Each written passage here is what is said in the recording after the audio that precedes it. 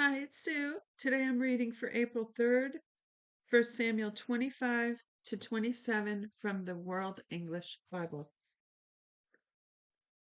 Samuel died, and all Israel gathered themselves together and mourned for him and buried him at his house in Ramah.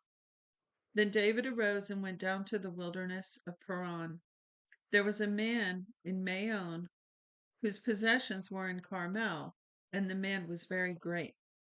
He had 3,000 sheep and 1,000 goats, and he was shearing his sheep in Carmel. Now the name of the man was Nabal, and the name of his wife Abigail. This woman was intelligent and had a beautiful face, but the man was surly and evil in his doings. He was of the house of Caleb.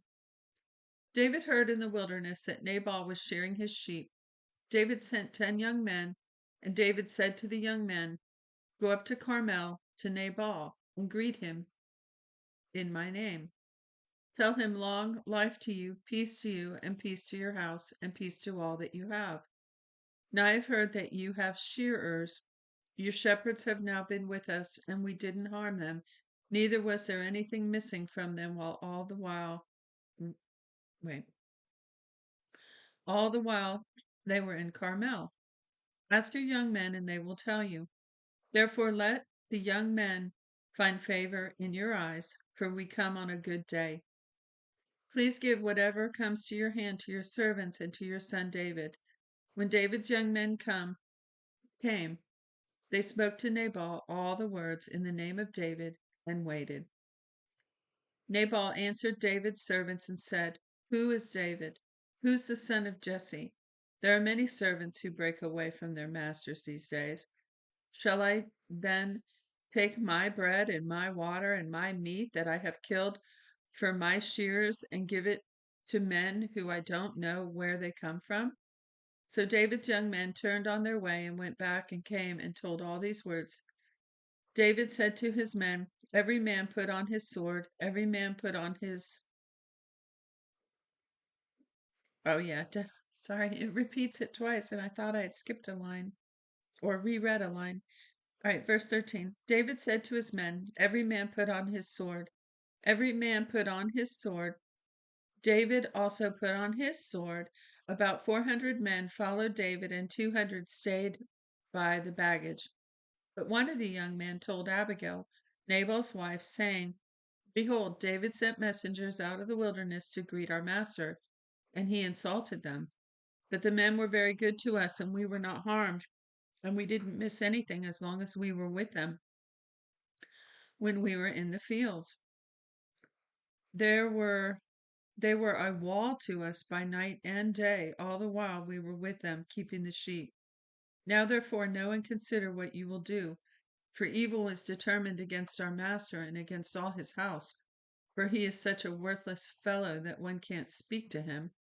Then Abigail hurried and took 200 loaves of bread, 2 bottles of wine, 5 sheep ready dressed, 5 seahs of parched grain, 100 clusters of raisins, and 200 cakes of figs, and laid them on donkeys.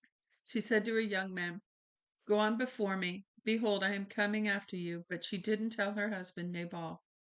As she rode on the donkey and came down by the covert of the mountains, that behold, David and his men came down toward her, and she met them. Now David had said, "Surely in vain I have kept all that this fellow has in the wilderness, so that nothing was missed of all that pertained to him. He has returned me evil for good. God do so to the enemies of David, and more also, if I leave of all the belongings to him by the morning light so much as one who urinates on a wall." When Abigail saw David, she hurried and got off of her donkey and fell before David on her face and bowed herself to the ground. She fell at his feet and said, "Oh, on me, my lord, on me be the blame. Please let your servant speak in your ears. Hear the words of your servant.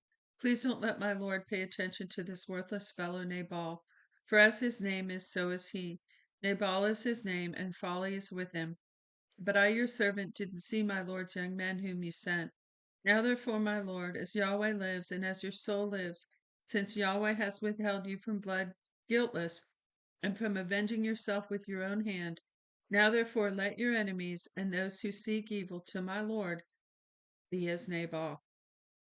Now this present Now this present which your servant has brought to my Lord, let it be given to the young men who follow my Lord. Please forgive the trespass of your servant, for Yahweh will certainly make my Lord a sure house, because my Lord fights Yahweh's battles. Evil will not be found in you all your days. Though men may rise up to pursue you and seek your soul, yet the soul of my Lord will be bound in the bundle of life with Yahweh your God. He will sling out of the souls of your enemies as from the hollow of a sling. It will come to pass, when Yahweh has done to my Lord according to all the good that he has spoken concerning you, and has appointed you prince over Israel, that this shall be no grief to you, nor offense of heart to my Lord, either that you have shed blood without cause, or that my Lord has avenged himself. When Yahweh has dealt well with my Lord, then remember your servant. David said to Abigail, Blessed be Yahweh, the God of Israel, who sent you today to meet me. Blessed is your discretion, and blessed are you who have kept me today from blood guiltness, and from avenging myself with my own hand. For indeed, as Yahweh the God of Israel lives, who has withheld me from harming you, unless you had hurried and come to meet me, surely there wouldn't have been left to Nabal by morning light so much as one who urinates on a wall. So David received from her hand that which she had brought him. Then he said to her, Go up in peace to your house. Behold, I have listened to your voice and have granted your request. Abigail came to Nabal, and behold, he held a feast in his house like the feast of a king. Nabal's heart was merry within him, and he was very drunk. Therefore she told him nothing until morning light. In the morning, when the wine had gone out of Nabal, his wife told him these things, and his heart died within him, and he became a stone. About 10 days later, Yahweh struck Nabal so that he died. When David heard that Nabal was dead, he said, Blessed is Yahweh, who has pleaded the cause of my reproach from the land of Nabal, and has kept back his servant from evil. Yahweh has returned the evil doing of Nabal on his own head. David sent and spoke concerning Abigail to take her to himself as wife.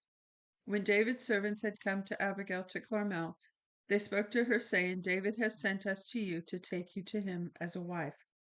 She arose and bowed herself with her face to the earth, and said, Behold, your servant is a servant to wash the feet of the servants of my Lord.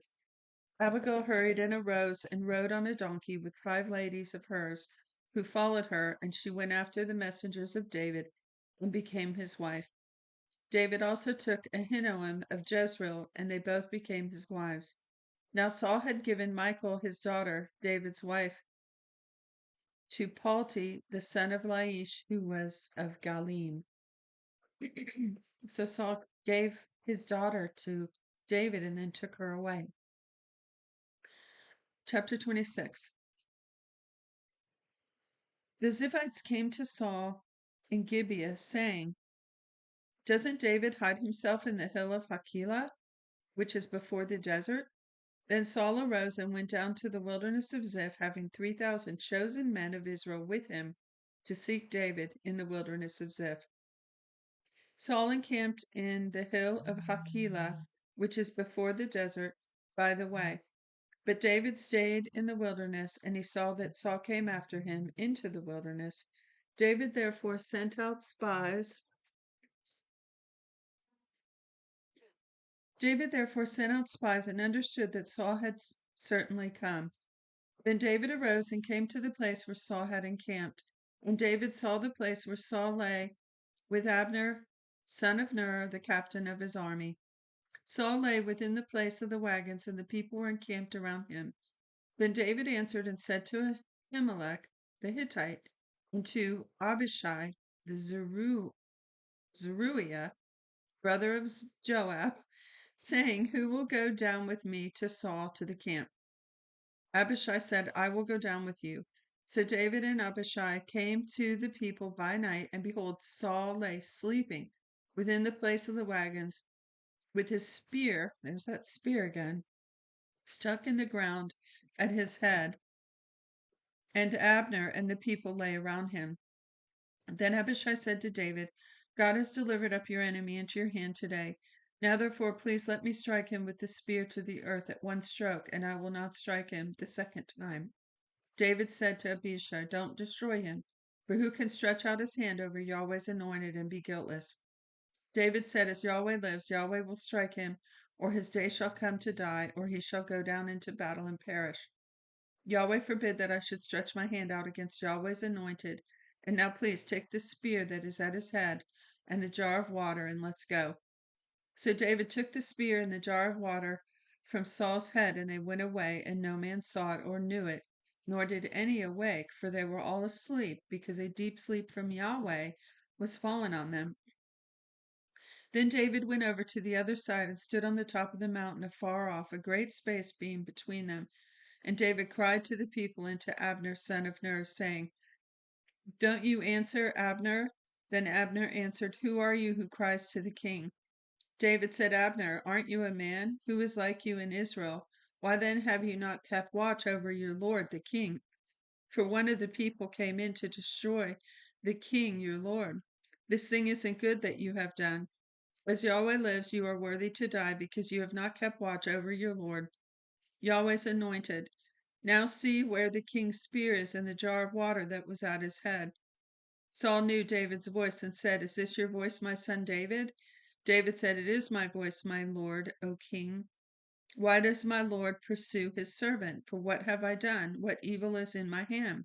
Now therefore please let my lord the king hear the words of his servant. It is so that Yahweh has stirred you up against me. Let him accept an offering. But if it is the children of men, they are cursed before Yahweh, for they have driven me out today, and I shouldn't cling to Yahweh's inheritance, saying, Go serve other gods. Now therefore don't let my blood fall to the earth away from the presence of Yahweh, for the king of Israel has come out to seek a flea, as when one hunts partridge in the mountains. Then Saul said, I have sinned. Return my son David, for I will no more do you harm, because my life was precious in your eyes today. Behold, I have played the fool and have erred exceedingly. David answered, Behold the spear, O king. Then let one of the young men come over and get it. Yahweh will render to every man his righteousness and his faithfulness, because Yahweh delivered you into my hand today, and I wouldn't stretch out my hand against you, Yahweh's anointed. Behold, as your life was respected today in my eyes, so let my life be respected in Yahweh's eyes, and let him deliver me out of all oppression. Then Saul said to David, You are blessed, my son David. You will both do mightily and will surely prevail. So David went his way, and Saul returned to his place. David said to his heart, David said in his heart, I will now perish one day by the hand of Saul. There is nothing better for me than that I should escape into the land of the Philistines, and Saul will despair of me uh, to seek me any more in all the borders of Israel. So I shall escape out of his hand. David arose and passed over, and he and the 600 men who were with him, to Achish, the son of Maok, king of Gath. David lived in Achish of Gath, he and his men, every man with his household, even David with his 2 wives, Ahinoam the Jezreelitess, and Abigail the Carmelitess, Nabal's wife. Now, can you imagine how many people were in his company, and he just goes and moves into this town with them all? But that created a stir. So it says, David had fled to Gath, and he sought no more again. Saul was told that David had fled to Gath, and he sought no more again for him. David said to Achish, Now I have found favor in your eyes. Let them give me a place in one of the cities in the country, that I may dwell there. For why should your servant dwell in the royal city with you? Then Achish gave him Ziklag that day. Therefore Ziklag belongs to the kings of Judah to this day. The number of the days that David lived in the country of the Philistines was a full year and 4 months. David and his men went up and raided the Geshurites, the Girzites, and the Amalekites, for those were the inhabitants of the land, who were of old on the way to Shur, even to the land of Egypt. David struck the land and saved no man or woman alive, and took away the sheep, the cattle, the donkeys, the camels, and the clothing. Then he returned and came to Achish. Achish said, "Against whom have you made a raid today?" David said, "Against the south of Judah, against the south of the Jerahmeelites, and against the south of the Kenites." David saved neither man nor woman alive to bring them to Gath, saying, "Lest they should tell about us, saying, David did this, and this has been his way all the time he has lived in the country of the Philistines." Kish believed David, saying, "He has made his people Israel utterly to abhor him. Therefore he will be my servant forever." And that is the end of today's reading. Be sure to check the description for links and also an email address where you can get your free 1-year Bible. Till next time, God bless you.